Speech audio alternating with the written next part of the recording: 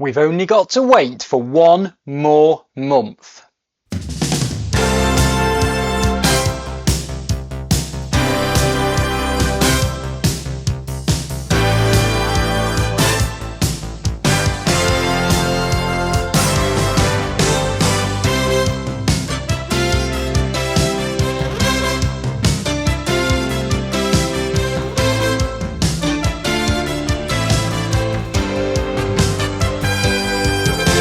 Yes, hello and welcome to this week's Women's Football Chat. My name is Chris Gadsby. I'm here every Thursday at 6 p.m.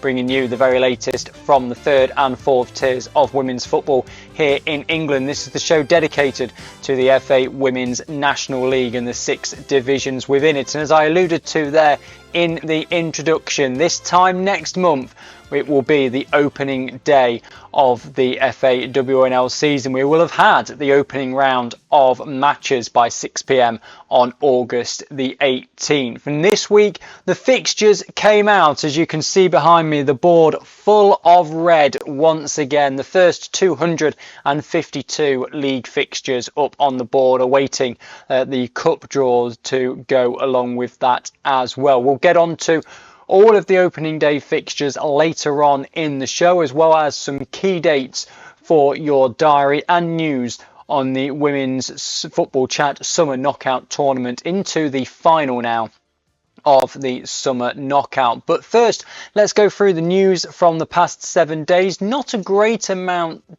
of it, has to be said. The reason for that being is that everybody is starting to play their pre-season games now. So really it's just player signings, the odd player retirement, rather than, for example, the big news like we had last week with Forest Women going full-time or things like that. But news that we have this week is from Queen's Park Rangers over in London. And they say they are pleased to confirm both QPR women and the Academy Development Squad for the men will contest home fixtures at Hayes and Yedding's SkyX Community Stadium for next season. The two teams had been playing at Hanwell Town's Powerday Stadium, and our thanks go to everyone at Hanwell Town for all their help in recent seasons. The Community Stadium opened in 2016 to become the new home of Hayes and Yedding. And Will Lambert, the QPR Head of Women's Operations and Assistant Academy Director, said, "We are delighted to have come to an agreement with Hayes and Yedding to make the SkyX Community Stadium home for both our women's first team and Academy Development Squad for 24-25. We hope to build our relationship together to unite fan bases and give the local community the opportunity to watch QPR across its different teams for what's sure to be a busy and exciting season ahead. Thank you to all those involved with Hayes and Yedding for their warm welcome so far." So a new ground for Queen's Park Rangers women, and looks to be a decent stadium. Should be a good base for them for next season. Right, let's have a look then at the final of the Women's Football Chat Summer Knockout 2024. So semi-finals, they closed on Sunday evening, and Loughborough Lightning, having led their semi-final tie against Nottingham Forest for a long period, and looks like they were going to knock Forest out.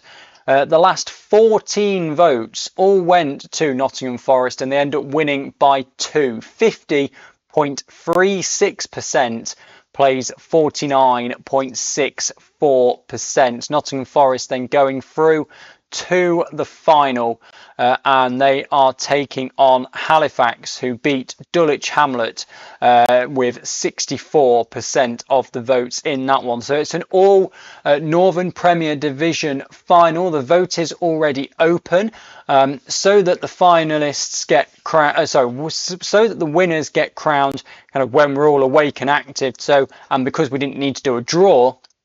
And the final voting, that opened on Tuesday lunchtime, and it will close at 6 p.m. Tomorrow. So you've got less than 24 hours now. Nottingham Forest in the lead at the time of recording, and but there is still time for Halifax to mount a charge. So it will be a Northern Premier Division side winning the title for the second year running, with Wolves winning it last year, but they of course got knocked out early on this time around. So if you haven't already voted, www.womensfootballchat.wordpress.com, the place to go. It's the most latest article, so just click on that. You can cast your vote. Make sure you do it before 6 p.m. tomorrow. Right, let's then get on to the big news of the week and what we'll spend the majority of this week's show looking at, although it will be a considerably shorter one than normal. Fixtures came out on Monday at midday, or 9 a.m. if you were Stockport County, and the article that's gone out with it on the FA website. The FAWNL has today confirmed the schedule for 24-25 following an exciting year of growth across the whole women's football period. Yes, there has been growth. There's also been, as we know from Reading and the like, a significant downturn in some places. This year's campaign will kick off Sunday the 18th of August and run until Sunday the 27th of April. So it's finishing 1 week earlier. And we'll see a reduced number of midweek league fixtures, one home and one away for each club. So they are reducing the number of midweeks. The idea to allow reduced midweek travel and ensure consistent fixture schedules between all clubs within the league. So the idea being is that pretty much everybody moves one game at a time, so we have lots of blocks of 6 rather than some teams which we've seen in previous seasons having played 13-14 and others being stuck on 8, for example. Now that means that some teams will barely have to do any midweek travel. A couple that spring immediately to mind are Lincoln City against Lincoln United, because they're just playing in the same city. So there's barely any midweek travel for them. So let's have a look. That's kind of what they said. Then they talk about particular teams, which I won't go into because I'm going to go and look at them all in a minute. But they do say that building on the success of last season, the host of changes in scheduling will harness further growth and development across tiers 3 and 4 of the women's football pyramid. So let's have a look at some of those important dates to consider then. So as we've said, opening day, August the 18th. So a month today is the opening day of the season. League Cup determining round, August the 28th. Now, the eagle-eyed amongst you will notice that that is 10 days after opening day. Yes, the determining round is midweek this year. Now, that is how essentially a week has been knocked off the end of the season by moving the determining round into midweek. What it does do though, and say it's not really a huge thing because it was all regionalised anyway, but obviously it massively reduces the amount of teams each other team can play, if that makes sense. So for example, if it was on a Sunday, you could argue, your Plymouth or your Exeter could travel as far as they do in the Southern Premier Division. I think it kind of covers southwest from memory, really. Now being midweek and them only being able to travel an hour and a half, it kind of means, well, Plymouth can have Exeter, Bristol Rovers, and I'm not sure that they can get across to the likes of Bournemouth or up to Cheltenham. That's going to be very tight. But what I mean is that when it comes to doing the draw, and hopefully we see a draw, I'm highly doubtful we will see a draw, but anyway, it's going to massively reduce the amount of teams available. You look at Fylde up in the northwest, you look in the northeast, you've got, obviously Newcastle was there, well they've gone, Chester Street Town, well they've gone, so you've got Norton, Middlesbrough, and Durham Sestra right up in the northeast. Now they can just about get to York City and Leeds in the time allowed for a midweek. So be interesting to see what happens there. No problem, of course, kind of in the Midlands, there's loads, and in and around London, there's plenty of teams, but it means you are going to be playing teams very local to you within the FAWNL. Now, if you are in an area which is very rich in tier 3 teams, let's take, for example, the Southwest. You've got Exeter, you've got Plymouth, you've got Cheltenham, you've got Gwalior, who are all going to be in that same sort of bubble, in that kind of zone to play each other in the determining round because it's midweek. That's going to be very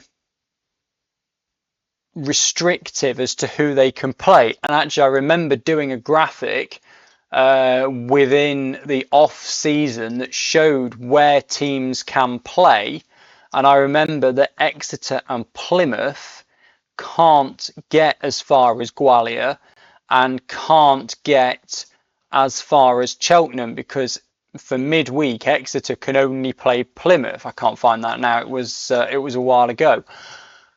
But what that means is that they will be able to get to Bristol Rovers, so there must be another team they're able to get to. Otherwise, it's pointless having a draw. You know those two are going to come up against each other, but then that guarantees a tier 3 team into the plate, along with these PGA teams that we've been talking about. No idea how many of those they're going to be, no idea where they're going to be located. So determining round being midweek is an interesting one, and I'm curious to see how it works. I like the idea of reducing travel. The fact that it means you're just going to play the same teams every year in the determining round makes it slightly more problematic and perhaps not as good. But I await the result of that. Right, League Cup Round 1, September the 29th. That does fit on the board just about. Now, obviously, in between August the 28th and September the 29th, we'll have the preliminary round to get you down to 32. So somewhere in there, there'll be another round of the Cup. FA Cup third round qualifying October the 13th. That's where tier 4 sides come into the competition. So that's October the 13th, the week after League Cup round 2. And that's when we get into that part of the year where if we have bad weather in October and things start getting postponed, then you're going cup, and you're not playing league for ages. FA Cup first round proper, that's where tier 3 teams come into the competition. That is on November the 3rd. The quarter-final of the League Cup, December the 1st. The semi-final of the League Cup, January the 26th. We don't have a final for it yet because, of course, we need a venue before we can have a date for the final.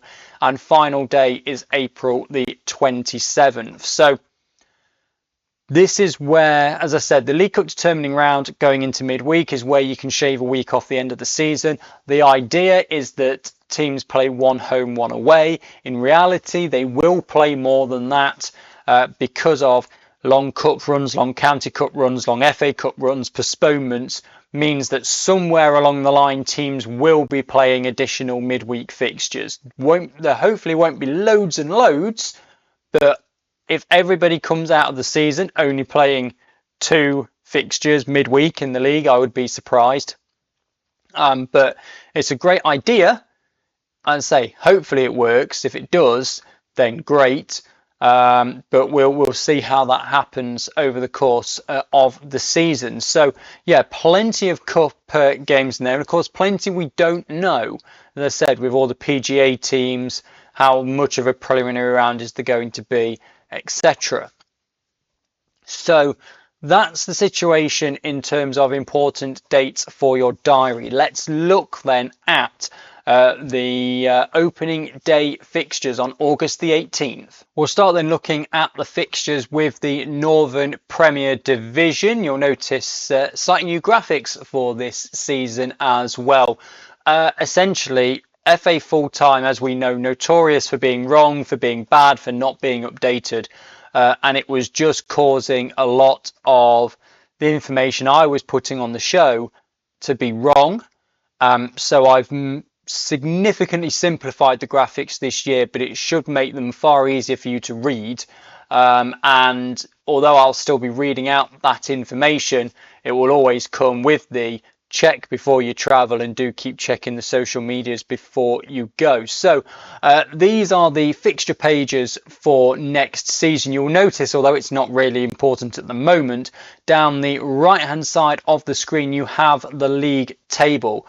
One thing I realized last year was that I was going along and saying, oh, it's, you know, team X against team Y, that's third against seventh, and you didn't have that table visually to look at the same time. You were just relying on me, whereas now you can have a look at the fixtures and you can see at a glance, oh, this team's doing really well against this team that's not, and you know, oh yes, they might be below them, but they've got 2 games in hand, etc. So hopefully that should just make things a lot easier for you for next season. So opening day, Burnley at home to newly promoted Hull City, Halifax against Rugby Borough, Liverpool Feds take on West Bromwich Albion, Sporting Cowser against Derby County, Stoke City against Nottingham Forest, and Wolverhampton Wanderers against Stourbridge. So newly promoted sides then, so Hull City away trip to Burnley, could be a tough one for Hull City, that. And then we've got Halifax against Rugby of course moving from the south into the north. Liverpool Feds against West Bromwich Albion was kind of 2 bottom half sides from last year. Sporting Cowser home tie against Derby County, good test for Sporting Cowser, that. Relatively local. Derby, you know, mid top half last year, doing pretty well in parts, like against Forest, for example. But it'll be an interesting one to see there how Sporting Cowser go, and if they can hit the ground running. Stoke City against Forest, Bet365 Stadium. Nobody's really commented on this, but if you go on full time, all of Stoke City's games are at the Bet365 Stadium.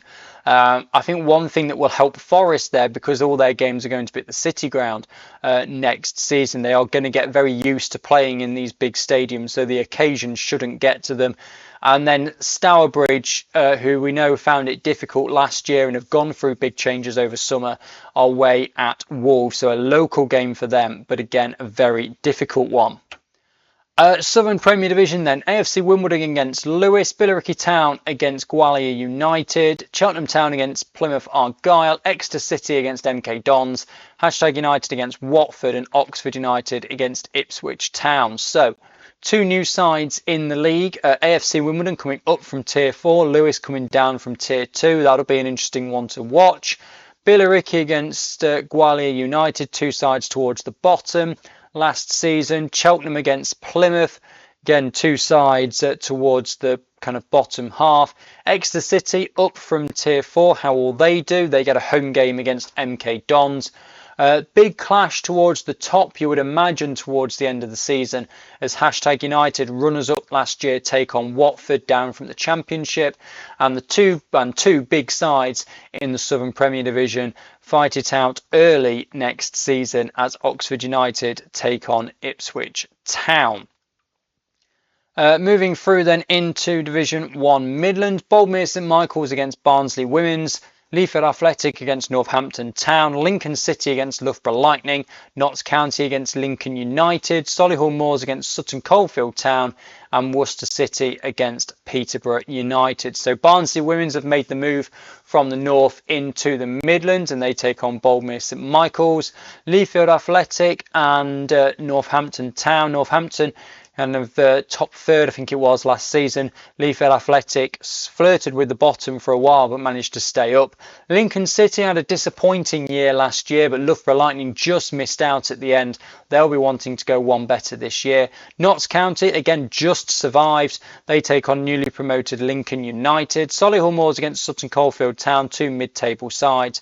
And other promoted side, Worcester City, against Peterborough, who will be looking to challenge Loughborough all the way next year. Division 1 North, newly promoted Barnsley against newly relegated AFC Fylde. Again, Tier 5 and Tier 3 last season. Doncaster Rovers Bells against Durham Sestra. Leeds United against Huddersfield Town. Middlesbrough against Cheadle Town Stingers. Stockport County against Norton Stockton Ancients. And York City against Chorley. So Doncaster Rovers Bells against Durham Sestra, again, two sides that were kind of top half just last season. Leeds United in that kind of midfield against Huddersfield Town, who got relegated. Middlesbrough had a big improvement, were 10th 2 years ago, second last year, and they are hosting Cheadle Town Stingers. Big test for Cheadle Town to start the year off. Stockport County against Norton and Stockton Ancients, and then York City, who again were flirting with the bottom for a long time last year, against Chorley. Division 1 South East, then Cambridge United against Actonians, Chatham Town against AFC Sudbury, Cheshire United against London Seaward, Dulwich Hamlet against Norwich City, Queen's Park Rangers against London Bees, and Rail Bedford take on Ashford Town. So notable fixtures in there. Of course, there are the two sides coming up. Dulwich Hamlet, they're hosting Norwich City, the runners-up last year. Big test for them early on. London Bees relegated from Tier 3. They will travel to that new stadium for Queen's Park Rangers on the opening day. Rail Bedford will host Ashford Town. They will try and get up and running as quickly as possible. And Chatham Town, also down from Tier 3, host AFC Sudbury, who did well in their first year to survive in the F8WNL, and will hope to kick on from that.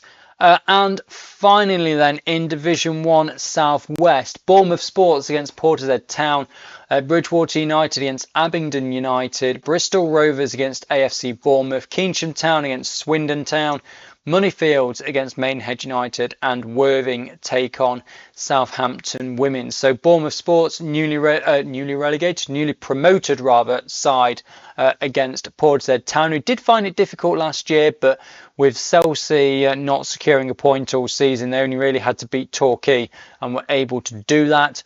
Bridgewater United against Abingdon United. Abingdon had a good year last year in their first in the FAWNL. Will they be able to do the same again?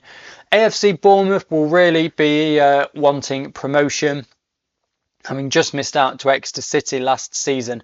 That one extra draw to Keynsham Town really did it for them.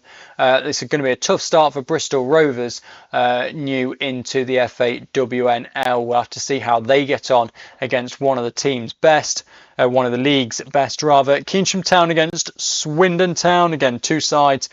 Swindon finished third last year, Keynsham kind of mid-table.